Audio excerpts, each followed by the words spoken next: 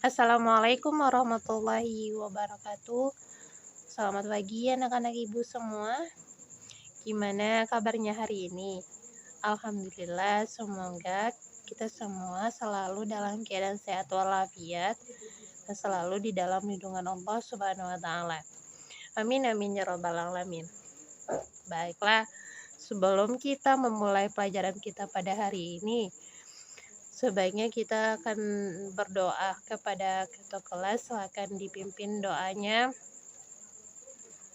Amin. Baiklah, sebelumnya Ibu akan mengambil atau mencek kehadiran dari anak-anak Ibu semua. Alhamdulillah kalian semua hadir ya. Baiklah, kita masuk kepada materinya, yaitu yang pertama, sebab-sebab Rasulullah Shallallahu Alaihi Wasallam hijrah. Nah, sebelum kita masuk kepada materinya, anak-anak ibu harus mengetahui apa itu hijrah. Nah, hijrah merupakan perpindahan atau dapat juga diartikan hijrahnya Rasulullah, yaitu berpindahnya Rasulullah Shallallahu Alaihi Wasallam beserta sahabatnya dari Mekah ke Madinah. Pada awalnya Rasulullah Shallallahu Alaihi Wasallam berdakwah secara sembunyi-sembunyi di kota Mekah, dan akhirnya beliau melaksanakan dakwahnya secara terang-terangan. Dalam strategi terang-terangan ini, Rasulullah mengalami banyak cobaan, siksaan, dan tantangan dari kafir Quraisy. Mereka berharap bahwa dakwah yang dilakukan oleh Rasulullah Shallallahu Alaihi Wasallam di Mekah tidak berlanjut. Bertahun-tahun Rasulullah Shallallahu Alaihi Wasallam disiksa oleh kafir Quraisy, tetapi Rasulullah selalu sabar dan menjalankan dakwahnya di Mekah. Banyaknya cobaan dan siksaan yang diberikan oleh kafir Quraisy kepada Rasulullah Shallallahu Alaihi Wasallam membuat beliau membutuhkan dorongan dan motivasi dari orang-orang terdekat. Alangkah sedihnya pada saat itu, paman Rasulullah yaitu Abu Talib dan juga istri beliau Khadijah meninggal dunia. Karena itu, pada tahun itu Rasulullah Shallallahu Alaihi Wasallam sangat bersedih. Tahun tersebut disebut juga dengan tahun berduka cita. Nah, anak-anak ibu, pada tahun tersebut Rasulullah Shallallahu Alaihi Wasallam sangat bersedih karena paman beliau Abu Talib dan istri beliau Khadijah meninggal dunia. Hal itu pun waktunya berdekatan. Nah, ini membuat dakwah Rasulullah menjadi terhambat. Di tengah kesedihannya, Rasulullah Shallallahu Alaihi Wasallam mengalami peristiwa besar, yaitu Isra dan Mi'raj. Anak-anak ibu pasti sering mendengar kata Isra Mi'raj, kan? Isra Mi'raj ini terjadi pada tanggal 27 Rajab 621 Masehi. Peristiwa ini merupakan penghibur bagi Rasulullah Shallallahu Alaihi Wasallam pada saat beliau sedih. Pada peristiwa ini, Allah Subhanahu wa Ta'ala memperlihatkan keagungan dan kebesarannya kepada Rasulullah Shallallahu Alaihi Wasallam. Ini untuk menghibur Rasulullah Shallallahu Alaihi Wasallam yang sedang bersedih. Pada peristiwa ini, Rasulullah mendapatkan pembelajaran yang besar, dan pada peristiwa ini pula perintah sholat diturunkan kepada Nabi Muhammad Shallallahu Alaihi Wasallam. Setelah Isra Mi'raj, Rasulullah Shallallahu Alaihi Wasallam meneruskan dakwahnya. Beliau juga mengabarkan tentang peristiwa yang beliau alami. Peristiwa tersebut didengar oleh kafir Quraisy dan mereka menganggap Rasulullah Shallallahu Alaihi Wasallam telah berbohong. Dan kafir Quraisy pun terus berusaha untuk membunuh Rasulullah Shallallahu Alaihi Wasallam. Usaha untuk membunuh Rasulullah pun sangat digalakkan. Allah pun memerintahkan Rasulullah untuk hijrah, dan Rasulullah pun hijrah ke Madinah. Baiklah, kita masuk kepada materi yang kedua, yaitu berita gembira dari kota Yatsrib. Nah, kota Yatsrib ini disebut juga dengan Madinah, di mana dulunya Madinah disebut dengan nama Yatsrib. Pada saat Rasulullah Shallallahu Alaihi Wasallam akan hijrah, sebelum itu Rasulullah mengalami banyak peristiwa. pada tahun 620 Masehi. Pada tahun itu Rasulullah Shallallahu Alaihi Wasallam bertemu dengan 6 orang Yasrib dari kabilah Khazraj yang sedang berziarah ke Mekah. Nah, beliau mengajak 6 orang tersebut untuk masuk Islam, dan mereka pun menerima ajaran tersebut dengan baik, dan mereka mengaku bahwa mereka masuk Islam. Mereka pula yang memberitahukan tentang ajaran Islam kepada masyarakat di kota Yasrib. Nah, pada tahun 621 Masehi, seorang Muslim Yasrib beserta 6 orang teman lainnya sebagai utusan dari kabilah Khazraj dan Aus mendatangi Rasulullah SAW. Keenam orang tersebut masuk Islam dan melakukan perjanjian di tempat yang bernama Aqabah. Nah, isi dari perjanjian ini adalah kami tidak akan mempersekutukan Allah Subhanahu wa Ta'ala dengan sesuatu yang lain. Kami tidak akan mencuri, berzina, dan membunuh anak-anak. Kami tidak akan saling memfitnah, dan kami tidak akan mendurhakai Nabi Shallallahu Alaihi Wasallam. Nah, selanjutnya pada tahun 622 Masehi, orang-orang Yasrib datang lagi dengan maksud mengadakan perjanjian Aqabah II, sekaligus mengundang Nabi Muhammad SAW untuk berhijrah ke Yasrib.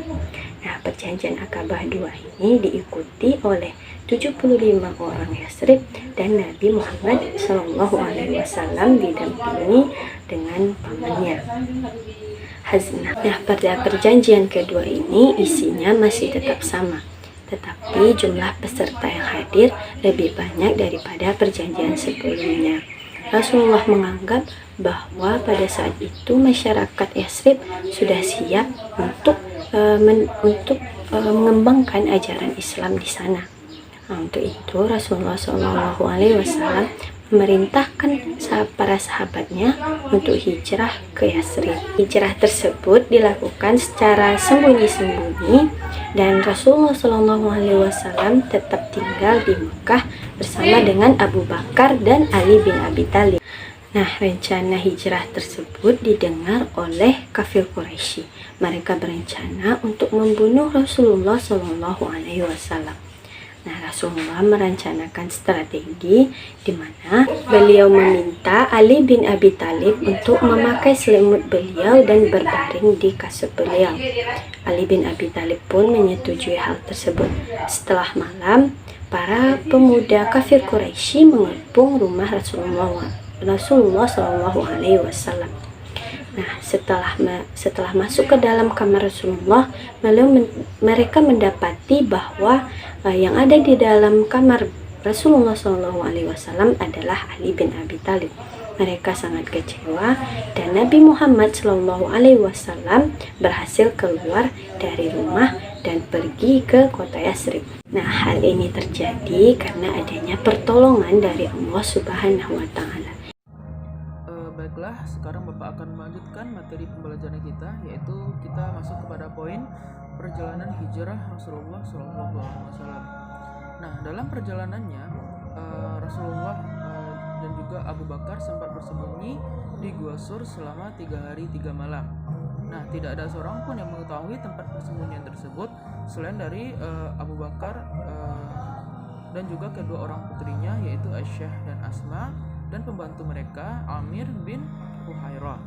Nah, dan kemudian pada hari ketiga mereka berdua sudah mengetahui bahwa situasi sudah tenang karena mereka sedang diburu oleh para kaum kafir Quraisy. Dan kemudian setelah itu mereka berangkat dan melanjutkan perjalanan dengan perbekalan yang telah diberikan oleh putri dari Abu Bakar.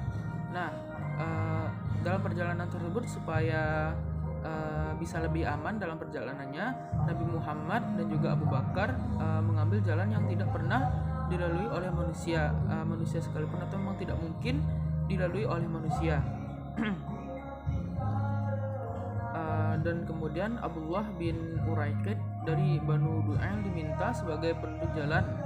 Dan setelah banyak melalui kesulitan, akhirnya Nabi Muhammad SAW dan juga Abu Bakar tiba di Madinah dan pada tanggal 12 Rabiul Awal. Nah, kedatangan beliau telah dinanti-nanti oleh masyarakat Madinah. Pada hari kedatangan Nabi Muhammad Sallallahu Alaihi Wasallam dan juga Abu Bakar, masyarakat Madinah telah menunggu di jalan yang dilalui oleh Nabi Muhammad Sallallahu Alaihi Wasallam. Selanjutnya kita masuk kepada poin yang selanjutnya, yaitu dakwah Nabi Muhammad Sallallahu Alaihi Wasallam di Madinah. Nah, setelah Nabi Muhammad Sallallahu Alaihi Wasallam dan juga rombongan tiba di Madinah, dan kemudian beliau mulai menjalankan program dakwahnya di Madinah. Langkah pertama yang diambil Rasulullah yaitu membangun masjid. Nah, pembangunan masjid ini segera dimulai dan seluruh umat Islam ikut ambil andil dalam bagian untuk mendirikan masjid tersebut. Dan sehingga terbentuklah masjid dengan dinding bata berkayu batang kurma dan beratap daun kurma. Masjid yang dibangun Rasulullah Shallallahu Alaihi Wasallam bersama kaum muhajirin dan ansor tidak hanya berfungsi sebagai sholat semata, akan tetapi untuk seluruh kegiatan Nabi di Madinah.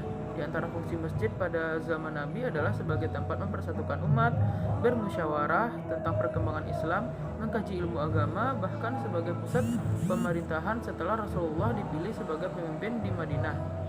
Dan kemudian langkah yang berikutnya yaitu Nabi Muhammad mempersaudarakan antara orang-orang muhajirin dan juga kaum ansor. Nah, perlu dijelaskan kaum muhajirin ini adalah orang yang hijrah dari Mekah ke Madinah, sedangkan kaum ansor adalah orang Madinah yang menyambut kedatangan kaum muhajirin. Setiap orang ansor mengakui orang muhajirin sebagai saudaranya sendiri. Mereka mempersilahkan saudaranya tinggal di rumah dan memanfaatkan segala fasilitas yang ada di rumah tersebut. Baiklah, itulah pembelajaran kita pada hari ini.